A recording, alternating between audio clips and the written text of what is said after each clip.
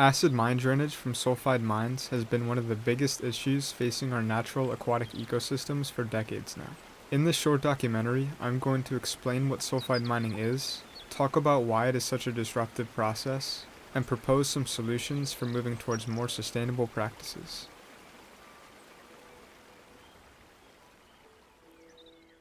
The Earth has a natural way of cycling sulfur through the environment that starts with the largest stock of sulfur on the planet, the lithosphere. Sulfur is stored here in sulfide-containing minerals such as pyrite, which contains iron, bornite, which contains copper, and millerite, which contains nickel. The natural ways that this sulfur can get into the environment is through volcanic eruptions as well as chemical weathering of rocks at the surface level. Once brought up to the surface, the sulfur flows into a body of water and gets taken up to the atmosphere through evaporation. This is where the sulfur gets spread out through precipitation before getting deposited into sediments. Plants then uptake the sulfur from the sediment through their roots, which allows other organisms to ingest the sulfur as well. These organisms eventually decompose, and the sulfur is added back into the lithosphere through sedimentation. This was a very stable natural process until humans began to release more sulfur into the environment through mining.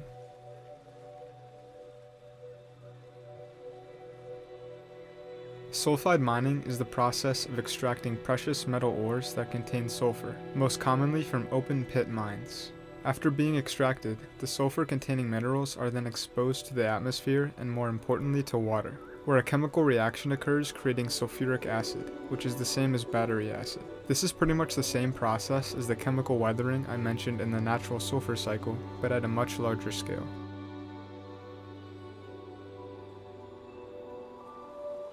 The negative impacts of sulfide mining are long-lasting and very detrimental to the surrounding ecosystems. Like I had discussed before, once these sulfide minerals are brought up to the surface and are able to react with the moisture, sulfuric acid is created. This acid leaches into the groundwater and makes aquatic systems of the surrounding area, like lakes, rivers, or streams, very acidic, which causes health problems for a variety of different aquatic organisms.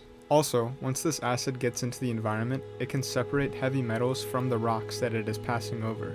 So toxic levels of heavy metals are also being leached into the environment, posing health risks for humans as well. Almost 100% of sulfide mines in the United States are guilty of polluting surrounding waters with toxic runoff. Even mines that are not in service anymore continue to seep sulfuric acid into the local ecosystem because they are not properly cleaned or contained after the mining operations had concluded. This is especially a problem in the upper Midwest because the bedrock is so close to the surface and the topsoil is so shallow. So the acid drainage from metal sulfide mines located in these areas near surfaced water would completely spoil the aquatic systems within their vicinity.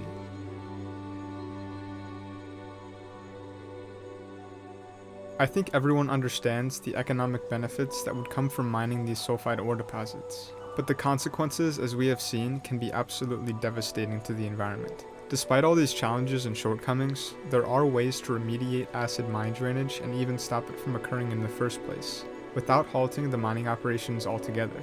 When constructing the mine, before operations begin, it is important to plan out where the tailings will be disposed of once out of the ground. Constructing a pit lined with an impermeable base can be used to collect and hold all the toxic materials. From here, there are two ways to go about neutralizing the acid, with the addition of a chemical or biological agent.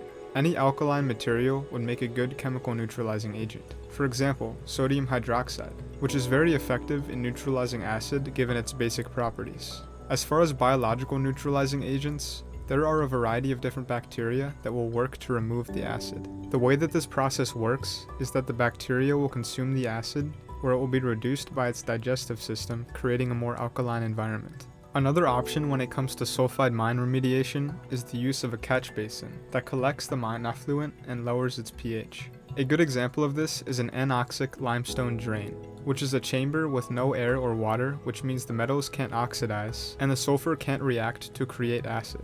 At the base of the drain is a layer of limestone gravel that helps to neutralize the acidic water given its high concentration of alkaline substances. Another type of catch basin that works similarly to the biological neutralizing agent I mentioned before is a constructed wetland. Wetlands are great at neutralizing acidic water due to the bacteria that live there. Since the bacteria consumes and removes the acid, the water in this ecosystem can sustain a very high alkalinity content which means the buffering capacity is also very high.